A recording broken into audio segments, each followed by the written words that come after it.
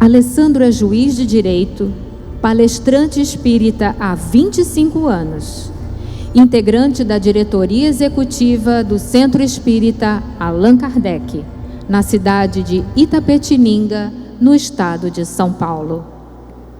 Autor de vários livros espíritas, entre eles a obra Um Tesouro Inestimável, Lições Preciosas da Revista Espírita, composta de 3 volumes que traz valiosos textos da Revista Espírita de Allan Kardec.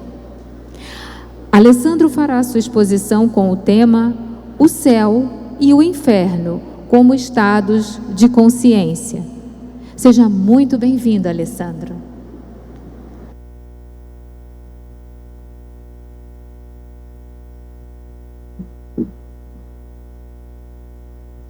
Bom dia a todos. É uma alegria podermos iniciar esta manhã. Eu até estava brincando ali dos bastidores. Você que vai iniciar a fala, sim, com a autorização das nossas damas do Espiritismo, né? Eulália e a Sandra Borba. Estamos aqui num dia de felicitações, 80 anos da Federação Espírita Catarinense. Eu tenho tido a oportunidade de, nos últimos anos, pelo menos 8, 10 anos, acompanhar a tarefa dessa federativa. Já participamos de alguns eventos da federativa e podemos dizer que ficamos muito felizes de ver a atuação. Já visitamos algumas cidades deste estado maravilhoso, acompanhando o movimento espírita.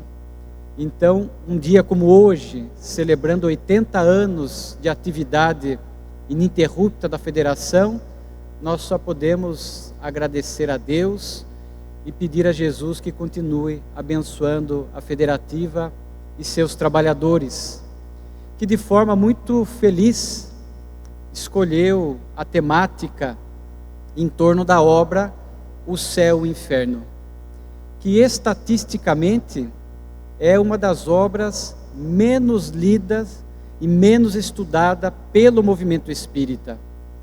Não apenas pelo público comum da casa espírita, o que nós poderíamos compreender, mas o que nos chama a atenção é que é uma obra também pouco lida pelos trabalhadores, pelos dirigentes. As casas espíritas às vezes deixam à margem esta obra, assim como a obra Gênese.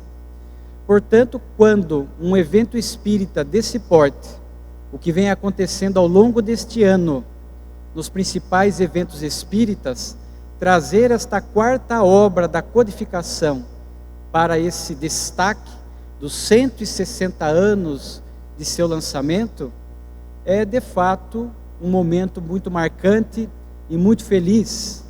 Nós vamos ver pela programação de hoje que muitas temáticas significativas que estão na obra serão tratadas por aqueles que estarão aqui nos sucedendo na fala. Nós vamos perceber que esta obra em especial, ela veio sendo trabalhada pelo codificador muito na Revista Espírita. Eu tenho tido a oportunidade de falar da Revista Espírita. Esta obra também um pouco esquecida do nobre codificador. A Revista Espírita vinha funcionando como um laboratório das obras fundamentais. Mas é claro que a Revista Espírita não se limita apenas a isso. Se nós formos falar aqui do alcance, do propósito da Revista Espírita, ficaríamos sem dúvida alguma a manhã toda aqui dialogando. Mas ela, repito, também serviu como laboratório. E muitos temas que nós vamos encontrar na obra O Céu e o Inferno, Kardec já vinha trabalhando eles na Revista Espírita. Nós poderíamos citar aqui, por exemplo, um artigo publicado em fevereiro de 1865. Depois os senhores poderão compulsar na própria revista, da apreensão da morte, a temática morte, um tabu. Até hoje as pessoas têm dificuldades de conversar sobre esse tema, e a doutrina espírita, conforme propõe Kardec, inclusive na obra O Céu e o Inferno, porque os espíritas não devem temer a morte, mas eu tenho certeza que ainda há muitos espíritas com temor da morte, trata com uma leveza, com uma racionalidade impressionante. Depois, em março de 65, Kardec lançaria na revista o tema Onde está o céu? Este texto compõe o capítulo 3º da obra O Céu e o Inferno, na sua primeira parte. Mas quando ele termina esse texto na revista, ele ali faz uma observação. Este artigo e um precedente, o que eu citei, da apreensão da morte, estão servindo de preparativos para uma obra que eu pretendo lançar, que está sendo trabalhada. Então, Kardec, na Tribuna do Espiritismo à época, a Revista Espírita, já anunciando para os leitores que ele estava cuidando de uma obra que trataria dessas temáticas tão espinhosas, temáticas importantes para a criatura humana, temáticas que vinham, algumas, aprisionadas pelo manto dos dogmas religiosos. Era proibido conversar, contestar, discordar ou pensar diferente sobre alguns temas que essa obra nos traz. Em especial, essa questão do céu, do inferno, purgatório, penas eternas, contemplação eterna após a nossa morte. Então vejam que esta obra, muito bem trabalhada por Kardec, vai tocar nestes pontos que para a humanidade representa um avanço do pensamento religioso. Porque esses temas estão diretamente entranhados com a forma que nós entendemos a divindade. Como é que nós entendemos Deus? A partir disso é que nós vamos trabalhar essas temáticas. E Kardec, muito bem, ao longo de toda a obra, vai fazendo esta conciliação, este arranjo, sempre partindo de um Deus justo e amoroso, para poder trabalhar essas temáticas milenares. E a obra ela é tão especial, tem uma pedagogia tão peculiar, que Allan Kardec a dividiu em duas partes. A primeira parte, onde nós vamos falar um pouquinho mais à frente com detalhes, a parte conceitual, a teoria, as ideias, corrigindo pontos de vista equivocados que nós tínhamos, nós, humanidade. Mas de onde ele extraiu essa teoria? De onde Kardec pôde conceber estes conceitos? E aí, na segunda parte, ele coloca as comunicações espírita, dividida em 7 categorias, conforme aqueles que estudaram a obra já puderam observar. Ouvindo os espíritos, dialogando com os espíritos, Kardec pôde tratar com eles sobre estes temas e outros, usando a universalidade dos ensinos, ou seja, diversos espíritos em pontos locais diferentes, médiuns diferentes, convergindo para uma mesma ideia, para um mesmo pensamento. Naturalmente que a obra, pelo espaço curto, Kardec teve que selecionar. E ali ele selecionou 65 comunicações espirituais. E é muito bonito quando a gente vai ouvir essas comunicações, quando nós vamos na Revista Espírita, onde existem mais de 300 comunicações espirituais, que Kardec também usou como suporte para poder melhor conceituar e nos apresentar estes conceitos relacionados à justiça divina, segundo o Espiritismo. Naturalmente que ele teve que selecionar algumas comunicações para compor a segunda parte. Mas é muito apropriado nós anotarmos neste início que na Revista Espírita nós vamos observar esta qualidade extraordinária de Kardec, que muitas vezes passa despercebida por nós. Kardec foi um extraordinário dialogador de reunião mediúnica, porque as respostas que os espíritos deram, algumas delas se devem a esta interação do codificador com eles, as perguntas que Kardec propunha a eles. Como é que vocês estão no mundo espiritual? Como foi o despertar? Estão felizes? Sofrendo? Numa condição intermediária? E nessas condições que vocês estão, por que estão assim? Então vejo que esta condução de Kardec em muitas das comunicações que estão na Revista Espírita pôde naturalmente nos oferecer estes conceitos valiosos que hoje, ao longo do dia, que constam da obra, nós vamos poder aqui abordar com uma coerência, com uma fidelidade a ele, Kardec, e ao Evangelho. E nós vamos também notar uma característica muito interessante de Kardec, porque conforme nós falamos, Kardec estava cuidando de temas espinhosos, temas que envolviam dogmas de outras religiões. E Kardec, diante da sua grande envergadura espiritual, sempre propôs aos espíritas um profundo respeito aos dogmas religiosos. Na Revista Espírita, ele vai constar isto várias vezes, que não era permitido na Sociedade Parisiense de Estudos Espíritas que qualquer texto, qualquer comentário pudesse de alguma forma desdenhar, né, os dogmas religiosos. Tanto que, dando o exemplo daquilo que ele estava propondo aos espíritas, certa feita, um médium trouxe da sua casa, o que era comum naquela época, uma comunicação espiritual que envolvia dogmas religiosos. Ele começou a ler na Sociedade Parisiense. O que fez Kardec? Educadamente interrompeu a leitura, dizendo que aquele tipo de texto, conforme ele já havia proposto, não é permitido na Sociedade Parisiense de Estudos Espíritas.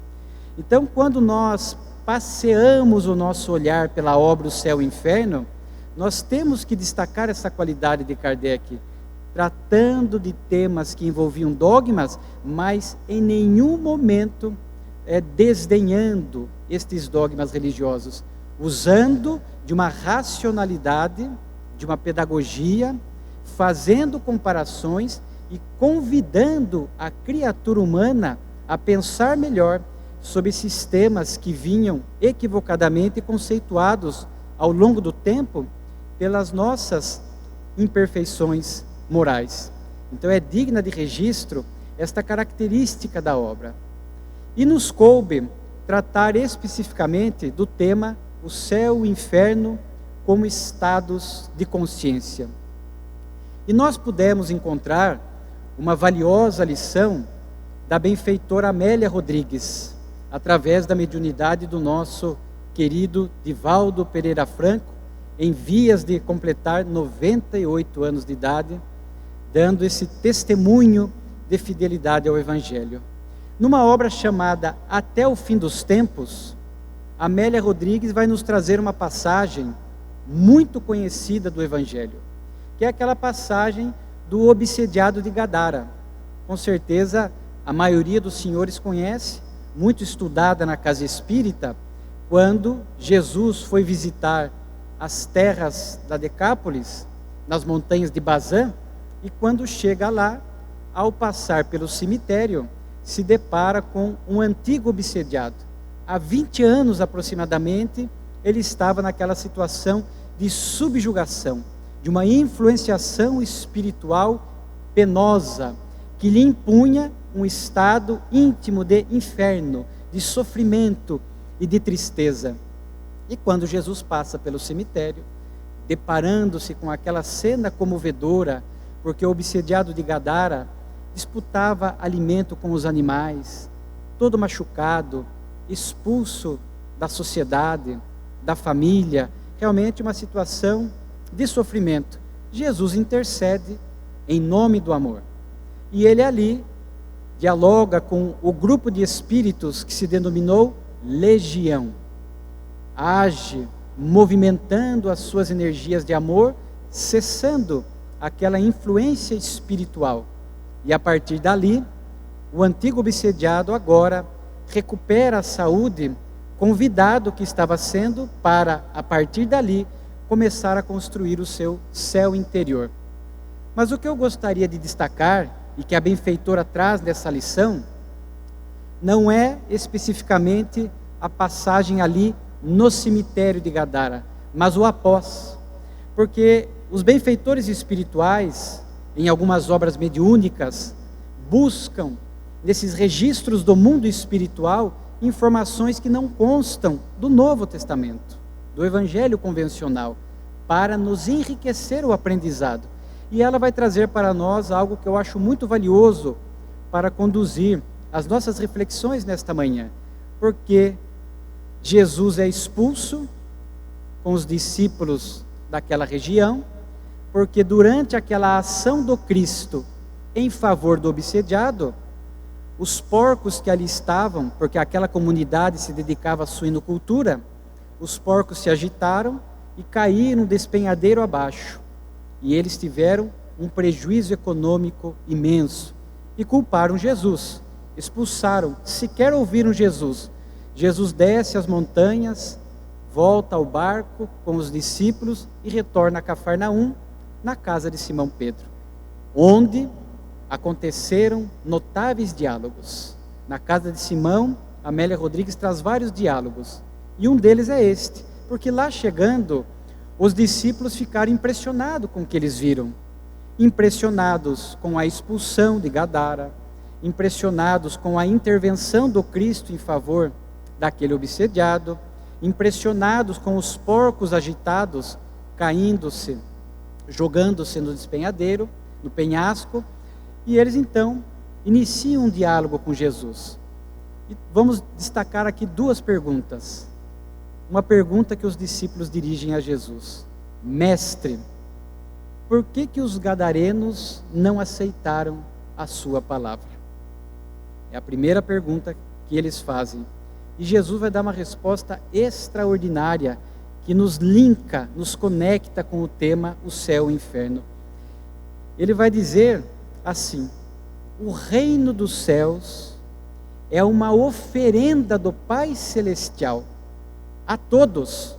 Não há privilégio para ninguém, mas é necessário candidatar-se com sacrifício a este convite que o Pai faz.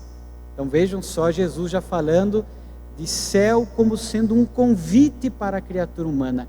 É uma oferenda do Pai Celestial a todos nós, a fim de que, entendendo a mensagem do amor, e que o céu é um estado íntimo de consciência, um estado da alma, nós possamos com sacrifício, vencendo os velhos hábitos, as paixões que nos escravizam, os atavismos que trazemos, para poder sair do estágio de inferno íntimo, de sofrimento, de ignorância, para um estado de libertação, de céu interior. Mas é interessante que os discípulos fazem mais uma pergunta a Jesus. E aqui nós até separamos, porque vai trazer um diálogo muito impressionante, uma assertiva de Jesus que nos comove. Eles vão perguntar, naturalmente, até nós espíritas, quando estudamos a passagem de Gadara, ficamos com essa interrogação na mente. Por que os porcos correram agitados e caíram no penhasco? E aí Jesus vai explicar a eles.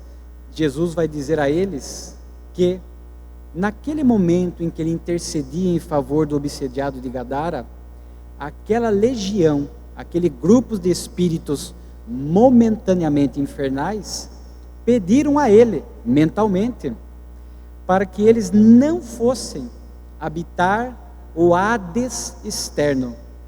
O Hades externo. E o Pai, me permitindo interceder em favor do obsediado de Gadara, e para que também não cedesse aos caprichos desses espíritos, me permitiu agir.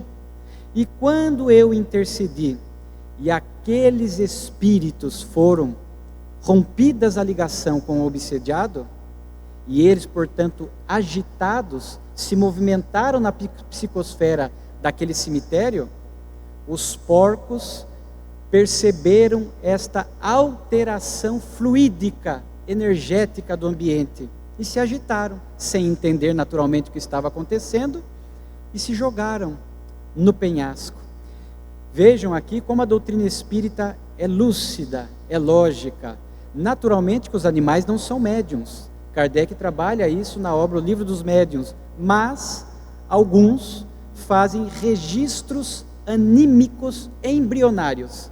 E percebendo de forma embrionária aquelas energias grosseiras e densas daquele grupo de espíritos, agitaram-se e sem rumo caíram ali naquele penhasco. Mas notem a primeira resposta de Jesus aos discípulos. Aquele grupo de espíritos não queriam ir para o Hades exterior. E ele ainda diz aos discípulos que eles, espíritos, já carregavam no seu mundo íntimo. Portanto, aquele grupo de espíritos, vivendo aquela situação infernal, de sofrimento, de perseguição ao obsediado, não queriam sair daquele local. Acostumados que estavam, ligados psiquicamente ao obsediado e àquela ambiência limitada daquele local, quando Jesus iria cessar o vínculo, eles não queriam ir para o Hades, a região infernal exterior, porque nós sabemos que o mundo espiritual possui essas diversas regiões infernais, onde espíritos se agrupam por afinidade, porque ainda estão escravizados pelas paixões, pelo egoísmo, pela maldade, pelo materialismo, etc. Então eles não queriam, mas como disse Jesus, já traziam no seu mundo íntimo o Hades exterior. Mas a resposta de Jesus não se limita aí. Amélia Rodrigues vai dizer que ele prossegue a conversa e vai trazer uma frase aqui que eu me permito a leitura. A expressiva maioria das criaturas humanas ainda prefere o engodo, a maldade, a paixão que escraviza, o prazer, o gozo. Natural que a morte os coloque numa faixa de vibração onde ainda eles permanecem com os mesmos interesses, com os mesmos valores e com os mesmos ideais. É este o inferno que os aguarda. A conquista do céu que o meu Pai oferece é feita mediante a escolha de uma conduta correta, dos deveres cumpridos e de um amor em predomínio no íntimo. Dia virá que os homens compreenderão que o céu começa aqui mesmo, no coração de cada um, no instante em que seja tomada a decisão libertadora. Que diálogo extraordinário, gente. É um diálogo fascinante.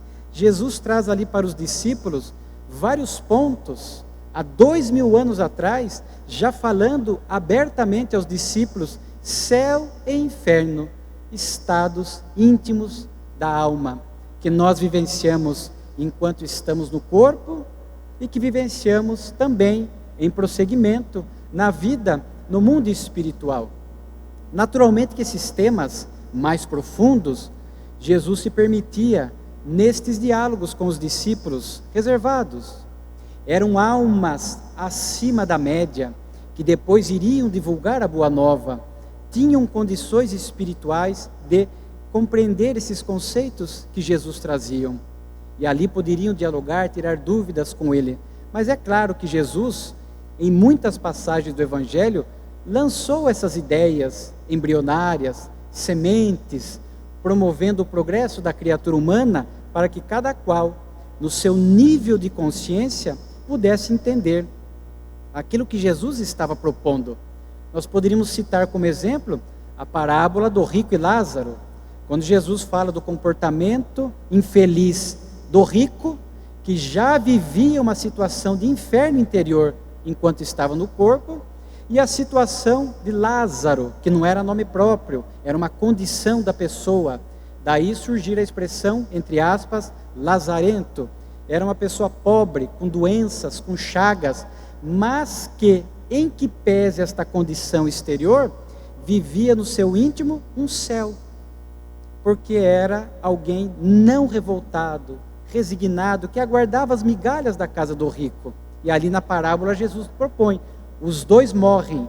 Para qual região do mundo espiritual eles vão? O rico, porque já trazia no íntimo o inferno interior, numa região infernal, de sofrimento transitório.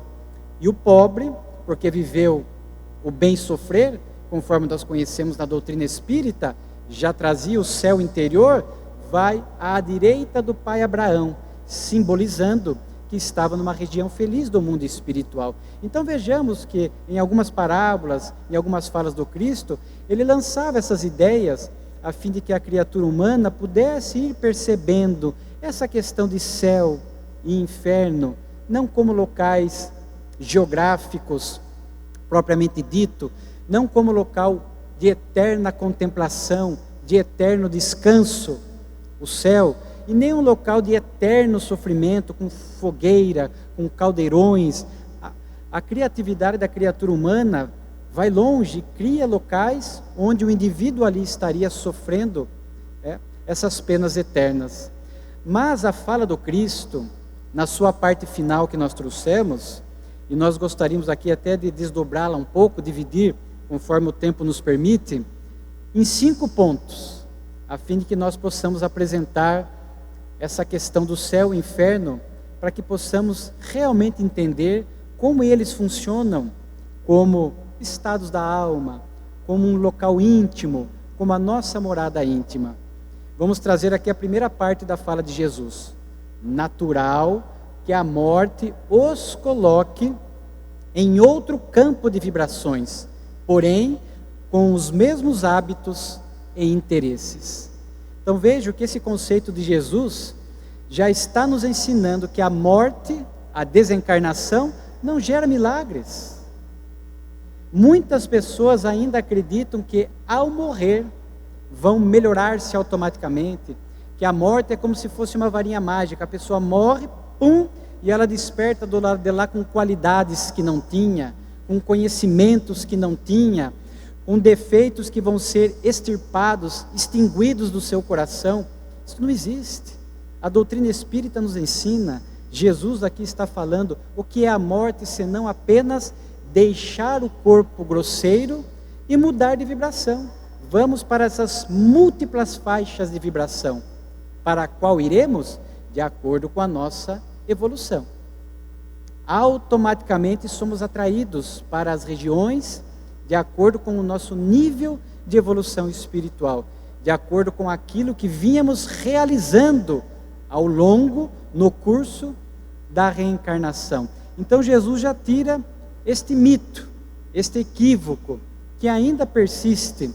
E esta ideia de que a morte produz mudanças positivas sem que mereçamos, decorre de uma expressão que Joana de Ângeles chama de lei do menor esforço. O que é a lei do menor esforço? Eu quero realizar o mínimo durante a reencarnação, mas depois eu quero colher o máximo. Quero colher aquilo que eu não mereço. Quero colher aquilo que eu não semeei ao longo da reencarnação.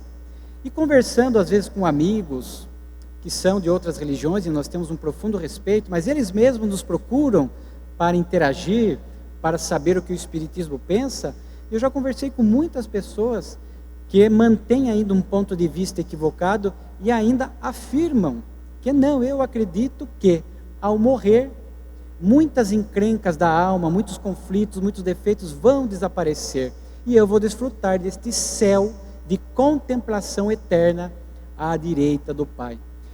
E este tipo de pensamento ele é prejudicial, porque gera para a criatura humana uma despreocupação, uma acomodação em relação aos reais progressos que nós devemos fazer ao longo da reencarnação.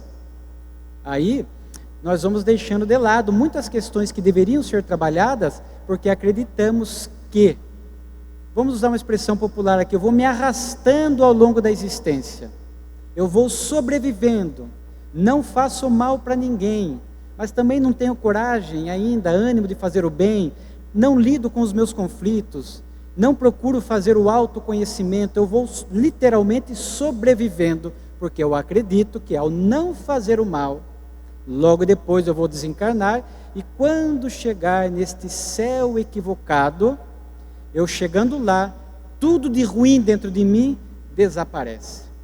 E qual não será a surpresa desses, que como disse Jesus, já trazem o Hades externo em seu mundo íntimo, ao despertar do lado de lá, estarão com os mesmos conflitos, com os mesmos defeitos, com os mesmos limites, com as mesmas encrencas, ou com as qualidades que desenvolveram, com as virtudes, com o conhecimento que buscaram, com os já não mais portando os conflitos que superaram. Ou se ainda não conseguiram superar, que estavam trabalhando, estavam gerindo positivamente, já chegam neste estágio do lado de lá, onde, na vida pujante do mundo espiritual, prosseguirão construindo este céu interior que eles já começaram aqui na reencarnação. Não é por outra razão que a nobre benfeitora Joana de Ângeles, quando escreve a obra Conflitos Existenciais, através da mediunidade de Divaldo Pereira Franco, na introdução ela coloca assim, e eu confesso aos senhores, que eu quando li a introdução eu demorei a captar, a entender o porquê ela estava homenageando, na época, os 140 anos da obra O Céu e o Inferno. Eu falei, mas pera lá, conflitos existenciais, por que a nobre benfeitora está homenageando a obra O Céu e o Inferno? E é interessante que o último capítulo da obra, são 20 capítulos, o último, a morte. E aí podemos entender que cada conflito que nós trazemos, cada encrenca emocional que nós trazemos e procuramos não trabalhar, não olhar para este conflito e trabalhá-lo terapeuticamente, trabalharmos dentro de diretrizes morais, ou medicamento se for necessário, que o Espiritismo nunca será contra, aliás, fomenta tratamento médico, medicamentoso e espiritual, a nossa renovação moral, porque ela estava falando ali que quando nós morremos, vamos despertar lá com os conflitos não trabalhados, sequer identificados às vezes. Por isso que a morte acaba sendo para muitos uma grande surpresa. Então pude entender, porque naquela obra ela estava homenageando. Portanto, é um convite para cada um de nós, cada conflito, cada dificuldade, cada imperfeição, para nós é uma oportunidade de trabalho profundo da alma para libertar-se disso nessa caminhada da construção do céu interior. Mas naquele diálogo de Jesus, que nós dividimos aqui didaticamente, ele ainda diz assim, é este o inferno que os aguarda. Então Jesus mostrava que o inferno que nós cultivamos aqui em vida, no mundo íntimo, que muitas vezes, e na maioria das vezes, extravasa para o comportamento, para a atitude, porque quando as pessoas estão com este inferno íntimo, a maldade, muitas vezes, uma das expressões, esses conflitos descontrolados, é natural que ela extravase pela palavra, pelo comportamento, pelo pensamento, pela vibração. Vejam só, aonde nós passamos, nós deixamos os nossos rastros psíquicos, fluídicos, do inferno ou do céu que nós carregamos em nossa intimidade. E quando Jesus propõe isto, é este o inferno que os aguarda, nós fazemos aqui uma conexão com o Código Penal da vida futura, que é um dos pontos que está na obra O Céu e o Inferno. E ali tem um item assim, estando o sofrimento ligado à imperfeição, do mesmo modo que o prazer está ligado à perfeição, a alma carrega consigo mesma o seu próprio castigo, por toda a parte onde se encontre. Por isso não tem necessidade de um local circunscrito. O inferno, pois, está por toda parte onde haja almas sofredoras, do mesmo modo que o céu está por toda parte onde haja almas felizes. Então veja que este conceito que Kardec coloca num dos 33 itens do Código Penal da vida futura, então vai nos permitindo entender este céu e inferno que nós carregamos aqui no mundo espiritual, e que tanto aqui quanto lá, por afinidade, nós nos agrupamos. Os encarnados se agrupam por afinidade. Pessoas que estão nesses estados infernais se agrupam para produzir o crime, o equívoco, o engano, o engodo, o prazer, assim como pessoas que estão nesse trabalho permanente de construção do céu, da plenitude, da felicidade, da renovação de si mesmo, também se agrupam. Quantos trabalhadores nessa conferência não se agruparam a fim de poder melhor preparar este ambiente, por sintonia, preparar o som, a livraria, etc. Então, as pessoas de bem também se agrupam. E Allan Kardec vai estudar, e aqui nós deixamos como, digamos, tarefa de casa, como recomendação, para que procurem ler este ponto aqui que nós estamos falando. Kardec vai tocar também o capítulo 3º da obra O Céu e o Inferno, o céu. O capítulo 4º, o inferno. E o capítulo 5º, o purgatório. Então Kardec vai trabalhar, conforme nós falamos, com racionalidade, com fidelidade a um Deus justo e amoroso, que não quer o castigo de ninguém. O próprio Cristo diz que Ele não veio combater o pecador, mas sim o pecado. Então vejam que vamos entendendo que Deus quer a renovação da criatura humana. Deus não fecha as portas para ninguém. Então nós jamais poderíamos pensar num local criado por Deus, que é amor absoluto, onde ali Ele colocaria os seus filhos que se equivocaram, testados que foram numa única vida, para que ali sofressem eternamente. Então Kardec trabalha esses pontos, quando fala do inferno, o inferno pagão, o inferno cristão, trabalha esses conceitos equivocados de Satanás, diabo, que muitas vezes algumas religiões construíram como sendo o anjo decaído, que se revoltou contra Deus e duelará eternamente com Ele, nesta luta simbólica do bem e do mal. Não tem lógica, porque se Deus é presciente, sabe de todo o futuro, vamos supor que Ele fosse criar um anjo, e nós sabemos que não é assim que funciona, é a lei do progresso. Ao saber que este anjo se tornaria o anjo decaído, Deus o criaria? Não.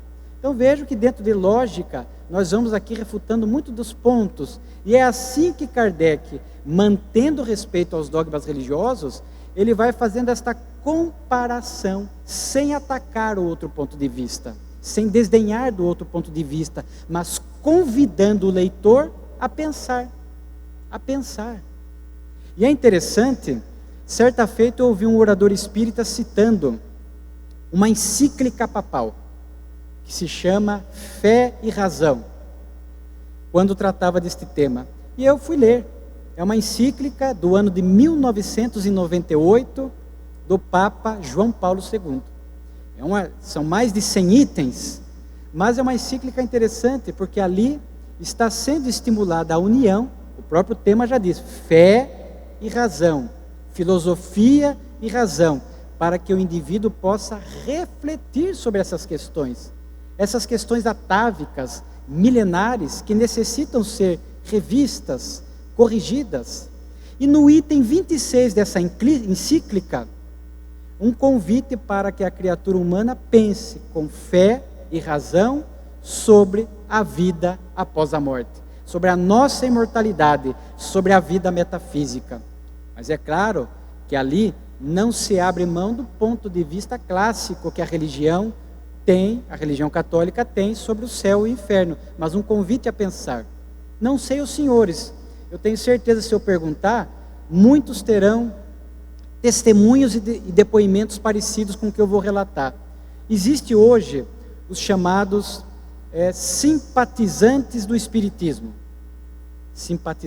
que alguns chamam, até um jornal de grande circulação nacional cunhou de espiritólicos.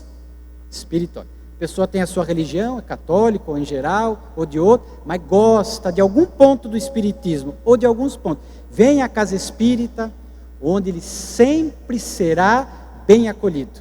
Porque o espiritismo não faz proselitismo. O espiritismo não impõe a ninguém conversão religiosa. Nós poderíamos usar aqui a frase do Cristo: o reino dos céus é uma oferenda, é um convite do Pai Celestial. O espiritismo não impõe nada a ninguém. É um convite, a pessoa vem, às vezes continua no seu templo religioso, mas vem porque gosta. E notem, pelo menos na minha observação, o que mais os simpatizantes do espiritismo questionam é o céu e o inferno. Muitos amigos de outras religiões vêm até mim e falam: olha, eu sou de tal religião, mas de fato, eu não acredito que exista um céu de descanso, de contemplação interna. Eu não acredito no inferno, onde a gente vai sofrer eternamente. Nós, pais humanos, falíveis, quando os nossos filhos erram, nós damos chances, educamos, corrigimos e damos uma nova chance. Corrigimos uma nova chance, porque Deus, do seu amor absoluto, não nos daria a oportunidade e criaria um local de eterno sofrimento? Jesus fez referência? Fez referência ao choro e ranger de dentes, mas um sofrimento no mundo espiritual transitório, passageiro. Toda dor em algum momento se encerra. Todo mal, toda imperfeição vai deixar de existir, porque trazemos em nós o germe da perfeição. Então as pessoas questionam, discordam, né? E conversam conosco, e quando ouvem a doutrina espírita falando como céu e inferno, como estados da alma, e fala dessas moradas no mundo espiritual, seja as infernais, as de sofrimento, transitórias, seja as de felicidade, de êxtase, de trabalho no bem, eu vejo a alegria deles. Puxa, mas que informação bonita, gostei, eu acredito nisso. Então nós temos que convidar as pessoas a pensarem nessas temáticas com racionalidade, com bom senso. Aliás, eu vou fazer aqui uma observação bem interessante. Veicula-se muito na internet pessoas que começam assim: o Chico me disse isso, o Chico me disse aquilo, o Chico confidenciou isso. Tomemos muito cuidado, porque grande parte do que se veicula não é verdadeiro. Um pouquinho de bom senso e estudo da doutrina, nós vamos perceber que aquilo que está sendo apresentado não tem nenhuma conexão com a doutrina e com o Chico. Não estou dizendo que tudo que se fala não veio do Chico. Eu vou trazer uma fala do Chico que eu ouço desde que eu estou no Espiritismo, na juventude, há 35 anos. E eu fui procurar registros, ouvi várias pessoas, mas aqui eu confesso aos senhores que eu acho que veio do Chico. Porque pelo crivo do bom senso e pela fidelidade à doutrina, é possível que o Chico, é plausível que o Chico tenha dado essa resposta a alguém ouviu, replicou. Porque conta-se que certa feita alguém perguntou ao Chico: Chico, se existisse o céu como nós acreditamos, aquele céu clássico, local geográfico, etc., o céu estaria cheio? Olha a pergunta para o Chico: o céu estaria cheio? Ele falou: não, estaria vazio, porque os bons estariam ajudando no inferno. Meu Deus do céu, gente. Para mim é plausível uma resposta deste alcance do Chico. Como uma pessoa de bem ficaria eternamente descansando? Então vejam, e a doutrina espírita, na sua literatura vasta, nos mostra, André Luiz, Filomeno de Miranda, descrevendo estas regiões felizes do mundo espiritual, onde ali o espírito estuda, aprende, trabalha, continua edificando o céu interior, mas não fica ali recluso, preso, atado, movimenta-se nas chamadas caravanas de socorro nas regiões do mundo espiritual. Quem quer se aprofundar nesse tema pode ler, por exemplo, a obra Libertação de Chico Xavier. Há várias histórias, várias obras que tratam disso. Então eu achei extraordinário. E vejam só outra ideia que as pessoas nos trazem, nesse prisma de analisar esse tema céu e inferno dentro de racionalidade. Espera lá, mas se eu fui bom, mas o meu filho, um ente querido, não foi bom, optou pelo mal, como é que após a morte eu vou ser feliz no céu, sabendo que o meu filho, meu ente querido, um amigo do coração, está sofrendo eternamente no inferno? Eu perguntei certa feita isso para uma pessoa de outra religião, sem constrangimento, num diálogo fraternal, e ela diz assim: eu já perguntei isso também para a minha autoridade religiosa. Me diz que quando nós vamos para o céu, nós esquecemos os vínculos de parentesco daqueles que foram para o inferno. Eu falei: pior ainda, ficou pior do que antes, porque você esquecer, deletar os laços da alma, para que então vamos dizer assim, eu sou pai, eu tenho 3 filhos, Vamos supor que um dos meus filhos fosse para o inferno. Então eu chego lá no céu e eu esqueço desse filho, porque se eu souber que ele está no inferno, aquele céu já não será mais um céu. Então veja como a imaginação da criatura humana vai fazendo uma colcha de retalhos, vai tentando corrigir para justificar uma ideia equivocada. E a doutrina espírita vai nos trazendo, portanto, esses conceitos simples de entender. Céu e inferno, um locus psicológico, um locus íntimo. E não adianta enganar. Às vezes a gente por fora constrói um céu. Por fora. Mas por dentro está tudo encrencado. Está uma agitação, um inferno. Pensamentos maus. Aqui nós não queremos desvalorizar, porque muitos de nós estamos nessa faixa do bom combate.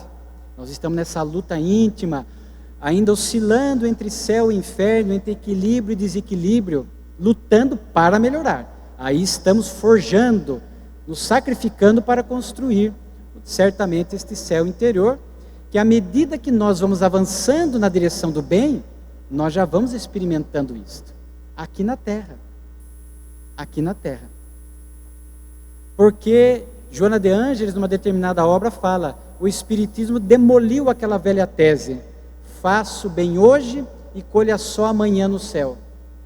Porque quando nós já começamos a fazer o bem hoje, nós já começamos a sentir os seus efeitos desde agora. Quando eu ajudo alguém, quando eu estendo a mão, quando eu pratico a caridade, não dá algo gostoso, uma estesia, uma alegria, uma paz se agita dentro de nós. Toma conta de nós. Não é um momento de céu, gente? É um momento de céu. Quando eu faço mal para alguém, não me comporto como deveria, vem uma inquietude, o inferno. Enquanto estamos no bom combate, nós vamos oscilando. Mas o que se espera de nós? Jesus, numa das respostas, ele falou, o céu que o meu Pai Celestial oferece, ele decorre do dever cumprido, da conduta correta e do amor em predomínio. Predomínio significa que ainda, no nosso estágio, nem sempre ele estará lá, mas pelo menos na maior parte do tempo, nós vamos procurar estar engajados no bem, sintonizados com o alto, conscientes de que estamos forjando dentro de nós este céu interior. Tanto que Allan Kardec, na Revista Espírita, ele traz ali num artigo chamado Notícias Bibliográficas, ele traz um livro muito interessante. O que eram notícias bibliográficas? Kardec noticiava na revista obras não espíritas à época, mas que falavam de temáticas espíritas, imortalidade, intercâmbio, etc. E ele traz um livro de um padre chamado Reverendo Blot. E o título do livro é bem curioso. Reconhecemo-nos no céu. Reconhecemo-nos no céu. Onde a obra vai falar justamente isto, conforme Jesus propõe, que aquele céu que nos aguarda, nós já começamos a edificar agora, no íntimo do coração.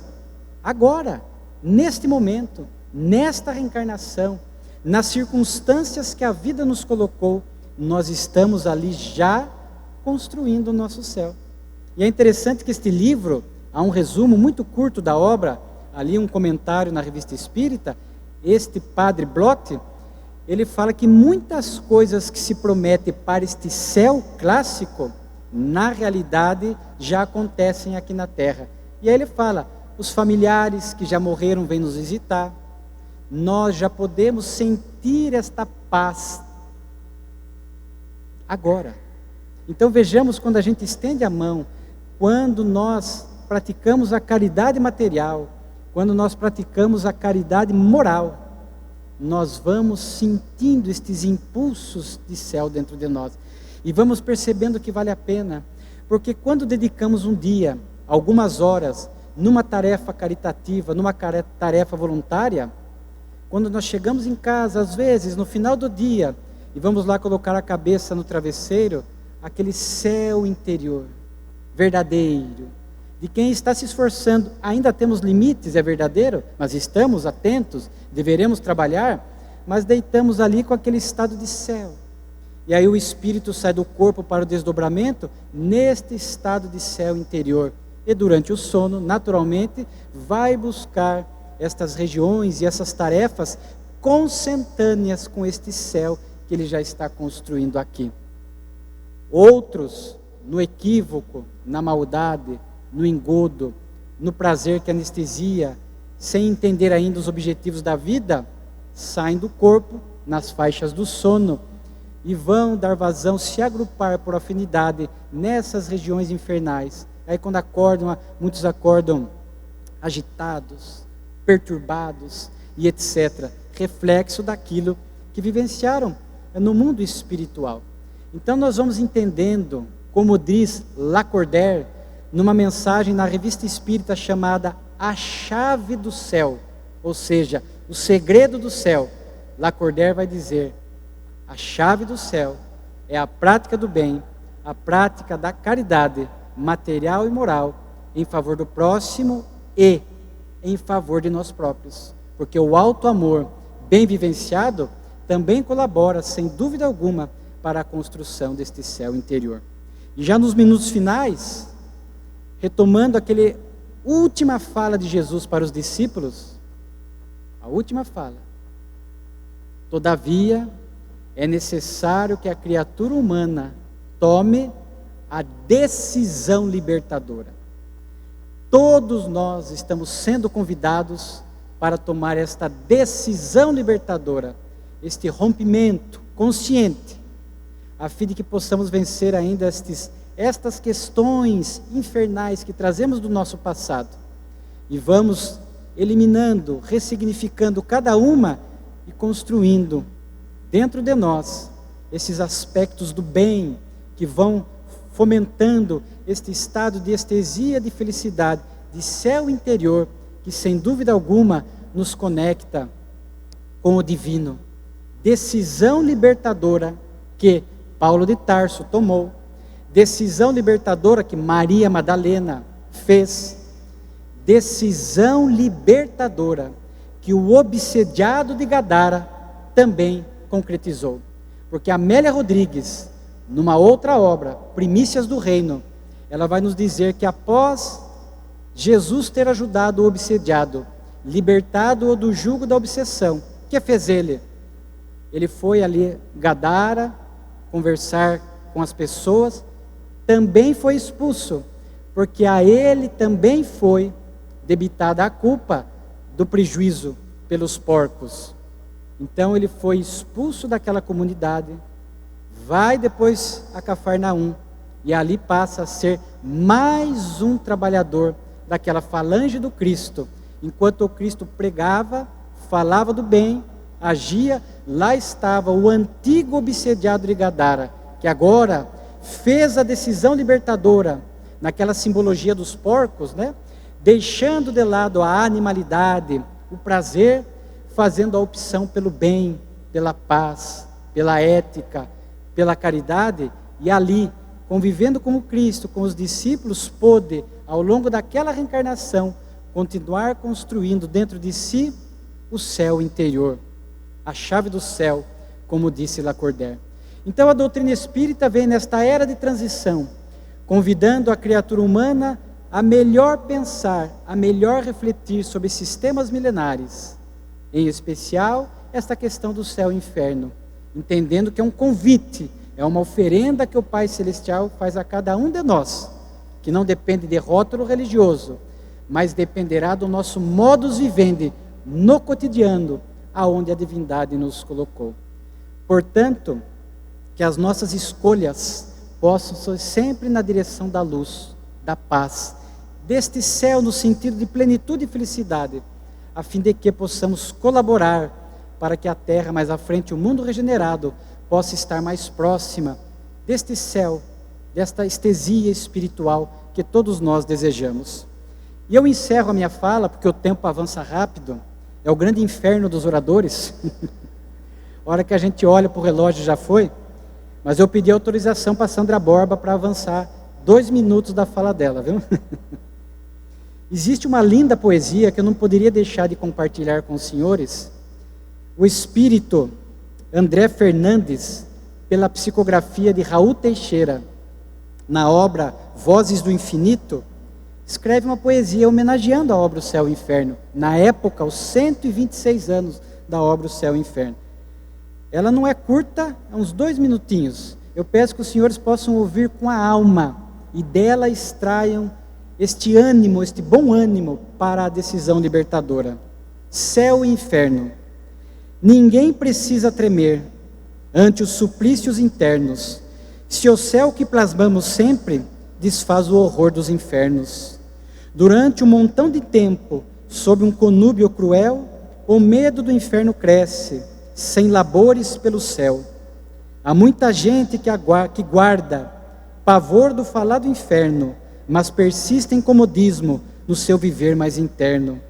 Quem poderá imaginar que o Pai de amor e beleza pôs no universo o inferno, que é só terror e fereza?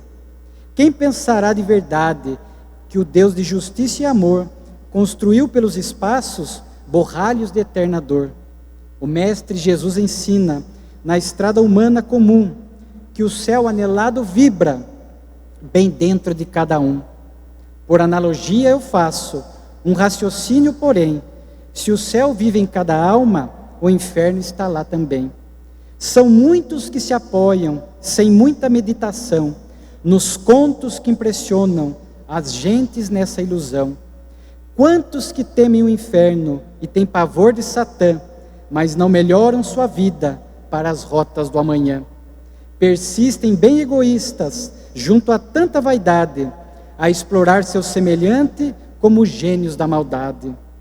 Quantos que rezam e louvam, tecendo loas a Deus, sem que vejam à sua volta o sofrer dos irmãos seus.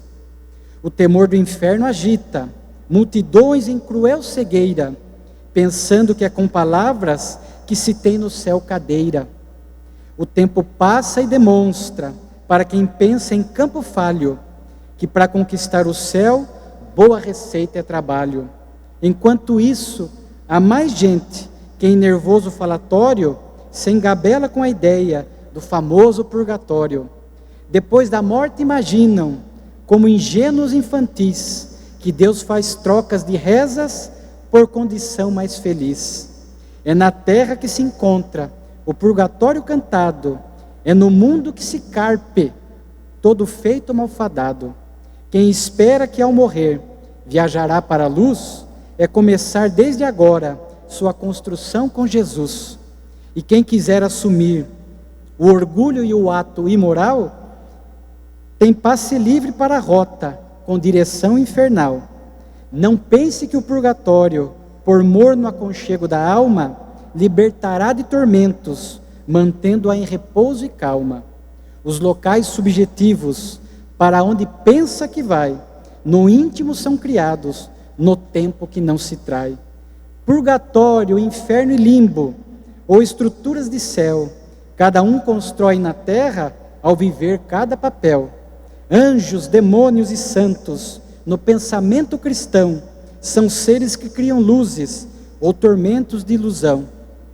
Quem no além vive sofrendo, querendo voltar ao mundo, é quem carrega remorso no seu inferno profundo.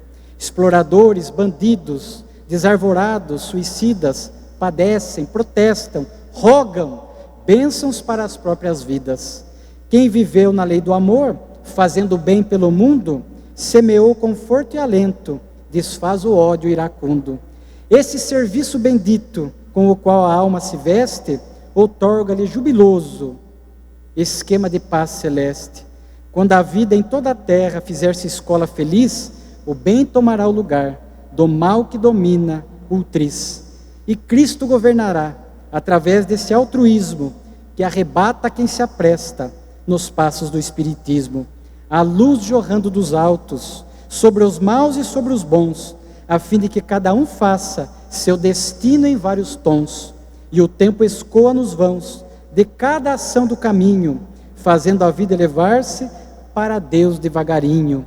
E você que estuda e sente a voz do Consolador, ajuste-se ao bem e faça da terra um ninho de amor.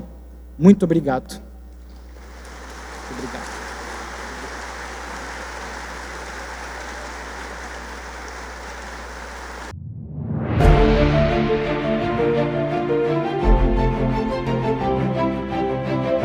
Amém.